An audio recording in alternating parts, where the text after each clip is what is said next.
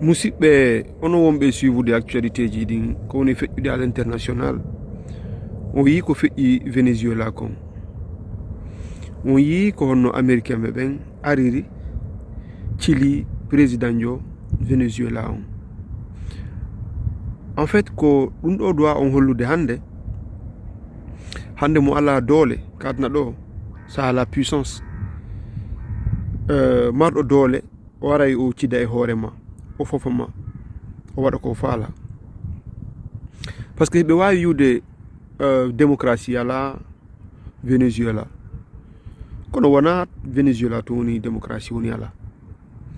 ɗo renti ko woni feƴƴude Corée du Nord ɗo renti ko woni feƴƴude Russie ɗo renti ko woni feƴƴude Chine est ce que démocratie no toon est ce que ko woni feƴƴude dans les pays du Golfe ɗe leyɗe Arabie Saoudite na monarchie ji woni toon haɗa ɓe yaha ɓe itta ɓen ɗo gawa ko par ce que ɓen ɗon hiɓe woni puissant hande ko adna ɗo siɗa faala daɗude aɗa ɓay doole aɗa ɓay puissance jooɗoɗa so yi Iran no haɓɓiti ɓe développé ɗi arme ji maɓɓe ko doole ɓe woni e ɗaɓɓude par ce que ɓe anndi siɗa jogii doole gooto suusatama hay e gooto suusatama donc démocratie mo wiyaton ɓe no yeeya on ɓe woola fiyatna Allah on démocratie wala hay nokku on démocratie wala hay e nokku justice international ɗum ala hay e nokku par ce que wona wonɓe wadde crime ɓen fof kadi wona e ñaawede ko tribunal pénal international ma ko cour pénal international du moins na fof wona e ñaawede sina ɗum hande George Bush hande o duwano ko wonde en liberté Tony Blair ko ɓeɗi Irak kon ɓen fof duwano ko wonde en liberté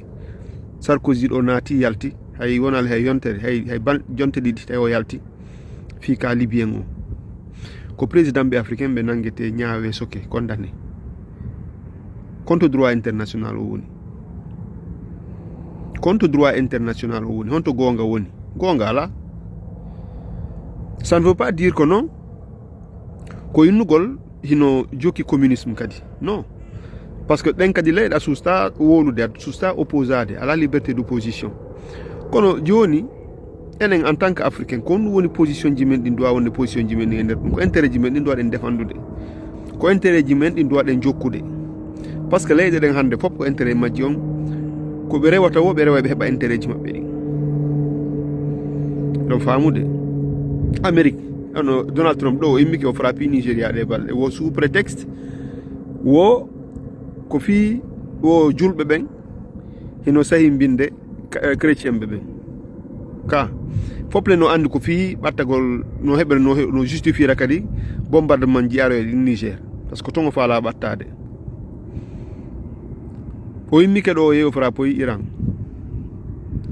joni kadi ko Venezuela janggo kadi o immoto yaha nokkugo pendant qu'au même moment ɗin pays ji fof no kondanude ko Russie woni frappude Ukraine kon donc surtout e des géopolitique on aduna ko noni feƴƴirde droit international on no jonna pays hay goto yo yahu immo yaha extra de pays e nder pays leydi ko président jo laami sans résolution sans mandat des Nations Unies kono ɓay ɓe mari doole ɓe waɗay ko ɓe faala kono no waɗi simi addani on paramètre ɗum fof mi fuɗɗori actualité ɗo ko andugol yewtugol ɓe on ɓe wolde fi politique guiné en ko yon faamu mo hendoto laamu Afrique ko be o wonda e ɓe portoɓe on ɓe wadde ɗo soit disant démocratie hara wala wadde démocratie haɗa ɓe ala wadde démocratie o fof ko ɓen ɗon yiidata ɓe wallitoma prometaɓe piiji ɓe ara ɓe joƴƴinama mobilisugol yimɓe ɗum jonnali laamu Afrique siko mobilisugol tun yimɓe num harayno yimɓe buyi hande no laamino ton aru joɗɗon ɗo hay blogueur ji hay goto jooɗo e fenalngol on inna ono mari renseignement ji ma no adanede information ji militaire ɓe no faala wadde ɗum ɗo Guinée militaire ɓe no faala ɗum ko fenande ko angal faamugol par ce que ɓe manipulay o woni ko angol faamugol ko ɗum ɗo suuti min neeɓi mi yewta e noon ɗum neeɓi mi wolnay noon ɗum ɗo fewndo Cellou Dalein ali on waɗi alliance et RPG ha mi ari min non c'est un mauvais calcul politique. Hande non c'est vrai que élection ji waɗi la Guinée ɗi tawata ɗumaji ɗen ɗe rendi fof no feƴƴiri hiɗen andi woɓɓe doit ɓe participe ɓe jaɓali ɓe participa kono ko joɗogol tañƴinora kartal lamminay joɗogol tañƴino ko démocratie et bonne gouvernance laɓɓinta honno lamminta goɗɗo Afrique esprit de bonne gouvernance lamminta goɗɗo Afrique so tañƴinoro ko be o présente o laamu heɓa harko par cartewal arɗo laami lagi noon ko nu haalanno ay na arno o inni o organiser élection o yaha hande o laamike kono ko duwaɗon andude konto o rewi ha o laami kombo lamminimo ko onno ɓe gerdi ha o laami komɓe wallitimo o laami donc na arugol mobilise ɗo yimɓe ma blogueur o ko joɗoto ɗo e wolugol ñande wo ñande prometa on ɗayna on manipula on woni findingol haqqille mon ɗen ɓe ala findinde on haqqille ɗen mbeɗa andinayi on woni au contraire ɓe naada e woni e erreur surtout militant ɓe parti jani ɗi blogueur e busande ɗo manipula on woni par ce que ko ɓe woni wolande kon ça reflète pas la réalité en fait buuse maɓɓe yalta e woola ɗo par ce que ɓe mari page ji monétisaɗi ɓeɗa heɓude mbuuɗe hoore mum ɓe ɗaynude on c'est toujours les mêmes discours buuse maɓɓe ko visibilité buuse maɓɓe ko fii ñande o ñande yo won tumɓe wowli par ce que goɗɗo wata inde ñande o ñande no mari ko information addeteɗo ara ko fenowo a wawata wiide an ñande o ñande mari vidéo ko information ko jonna goɗɗo na journaliste jo hara a woni fenowo a woni manipulateur malheureusement mi wona pré jokkugol yimɓe ɓe wattami juunu par ce que min kala ala no okkiri mi hakkille mi miijitoto mi analyse ay mi tira kadi exemple ko feƴƴi ko min a kaari yaltuno wooli ɗum ɗo yalti wooli ɗum ɗo wooli ɗum ɗo ko honto ɗum naɓi en ko honto ɗum yaltinoyi en donc watta goto aru manipula on ɗo hande mo laamoto Afrique encore une fois retenez bien komi yewtto on kon goɗɗo laamorta ko Afrique so ala doole ɗen doole noon wona an jonnata ɗe hoorema ko an immoto ara négocia yiida e portoɓe ɓen ɓe wallama heɓa moyen no laamora c'est tout. Alpha Condé kono ittimu ka pouvoir hiɗon wiide Alpha Condé sino jokkuno logique portoɓe ɓen occidentaux ɓe no wiida hen fenɗona kanko laami troisiéme mandat makko continue ali Alassane Ouattara ɗo o heeɓi quatriéme mandat ka Paul Biya combien de mandat omo heeɓi Paul Biya Cameroun depuis 1981-82 mo laami ka on wawi wiide on noon kanko démocrate jo si so alano wadde intérêt portoɓe na hen ɓe ɗaɓɓino Ali Bino ɓe ittiramo Muammar Kadhafi ɗo ɓe ɓeynano dictateur ɓe ittinomo joni ndaare hande ɗo Libye honno wayi ndaare Syrie ɓe ittino o honno Bachar al Assad ton Assad dogino wonɗo ton on hande komo ɓe winnayno ko terroriste jo chef de terroriste wonno ko Al-Qaïda état islamique hande ko on ɓe woni wadde négociation donc faame géopolitique on hande c'est à dire que on yalta e o esprit ji innugol ko c'est à dire que ko fof ko yahugol waɗa démocratie laamu wallina kartuwal mi avertisi noon ɗo ha mi ronki mi yewti on perɗay tan mo woni on waɗay woni discours ji ñande wo ñande aro manipulon population on ɗayno yimɓe men ɓe naadonɓe e difficulté ji say on andi on ala solution walline c'est à dire que les gens sont fatigués yimɓe ronki discours wi haala wi ñande wo ñande haalaji yimɓe ronki ɗum au moins yimɓe ɓuttinayi kono waton jooɗo ñande wo ñande aron e waɗugol ɗo discours ji surtout ɓe blogueur ɓe gonno miɗo yiya ɗo ñande wo ñande miɗum heeɓi information iwɗo ka to militaire jo noon contacti lan ma woɓɓe no contacti lan ko fenade goto arta contacta ma militaire jo goto arta contacta ma o anda ka wolowo ka réseaux sociaux ñande o ñande on innama no mari projet he fus on faami jama on hande ko jam faala ko ɓuttu faala sont fatigués les gens sont fatigués yimɓe ɓe ronki ɓuttunane yimɓe ɓen quoi acce manipulugol yimɓe ɓen acce ɗaynugol yimɓe ɓen ko mobilise gol ɗo yimɓe dolle waɗa haala wi ma jooɗagol ɗo waɗa vidéo ji ñande wo monta penale ɗum lamminali goɗɗo lammintale kadi solution jiɗi mi yewtiki kon ko ɓe portoɓe yiide ton portoɓe ɓen yiidete ko ɓen wawata walde goɗɗo o laamu c'est tout. Pour revenir sur le cas de Alpha Condé halan worande on fi Alpha Condé ko fewndo o seli ligne lamminɓe mo ɓen ɗum ko France o wondi o yehi ko waɗi coalition kanko e Turquie ɗo wandi ko Erdogan addanno en batowal ngal ka fi courant o no manti ɗum ka au large des côtes guinéennes fi alimentugo wo saare nden en électricité o coopéri e Erdogan Turquie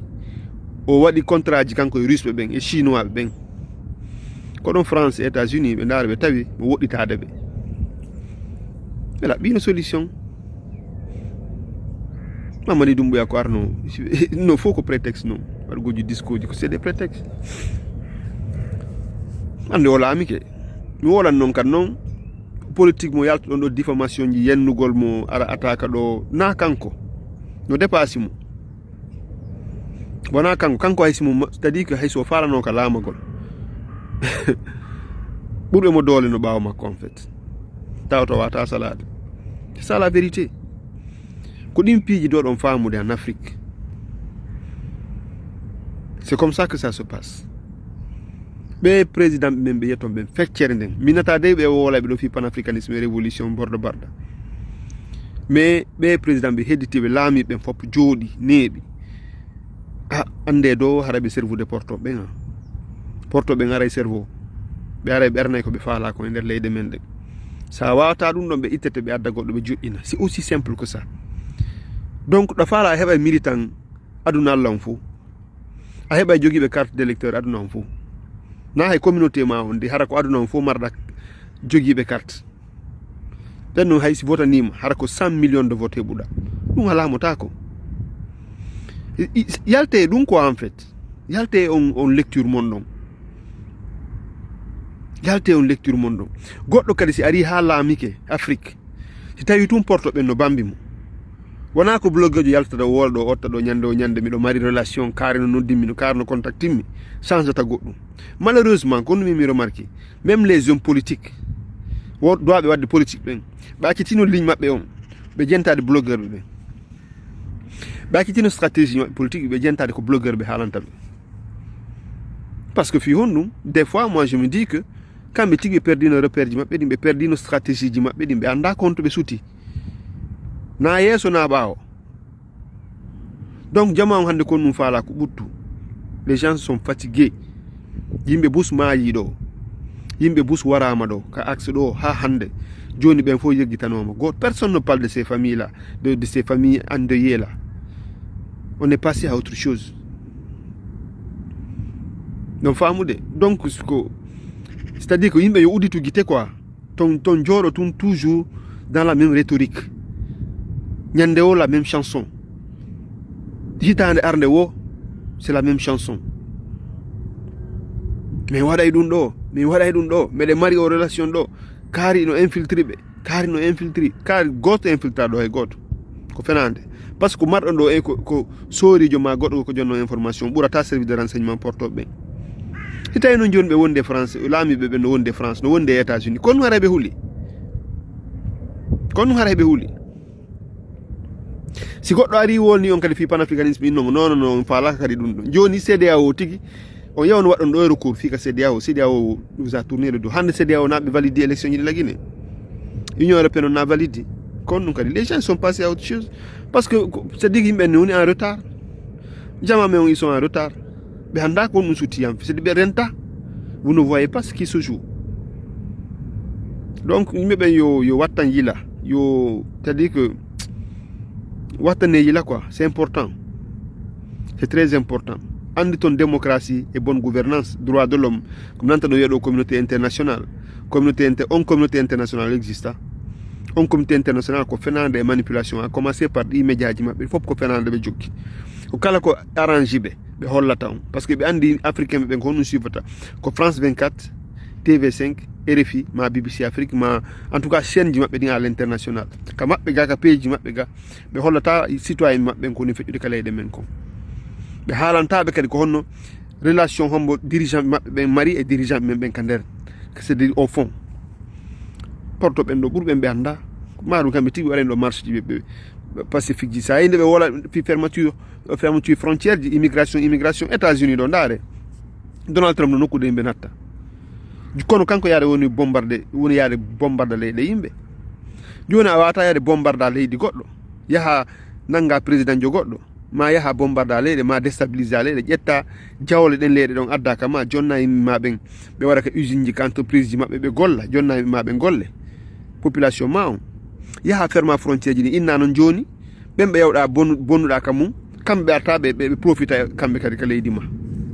c'est un peu ça ko ɗum woni schéma on en fait kamɓe ɓe yaha ɓe déstabiliser leyɗe men ɗen so yi ɓe panafricanisme no wolde quelque part son jentiki on tawa ko gonga min naka ɓe jokkon fof ko gonga mais piiji gon ton ko gonga kono sa wolni ɗo joni momen ko momen attoto tedde ɗon añiɓe tellement hay vous voulez pas écouter en fait hay goɗɗo haalani on nder ton piiji gon ton o yiyay gonga mais vous contournez la vérité et puis c'est ça la vérité ɓe aray ka leyɗe men ɓe ƴetta jawle men ɗen ɓe adda ka maɓɓe ga haram ɓe woni en complicité e laamiɓe ɓen hino renti ɗon sutti piiji ɗin ka hara ɓe andi ɓen laamiɓe ɗon woɓɓe na démocratiquement laamori woɓɓe maɓɓe ko imposaɓe hara votuɓe ɓen na ɓen votanni élection ji ɗin ko trucaɗi pays ji boyi en Afrique ma en Amérique latine donc ɓen ɗon ƴetta ɓe impose ɓen lamɓe ɓen laamo en ɓe ara noon ka leyde men toon ɓe jasa jawle ɗen ɓe adda ga ɓe ƴetta kala ko wonani ɓe ressource wonɗo maɓɓe tata ɓe alaka maɓɓe ga ɓe adda ga ɓe gollitira ɓe créa emploi ji ka usine ji ɗo ɓe fof ɓe dawa e golle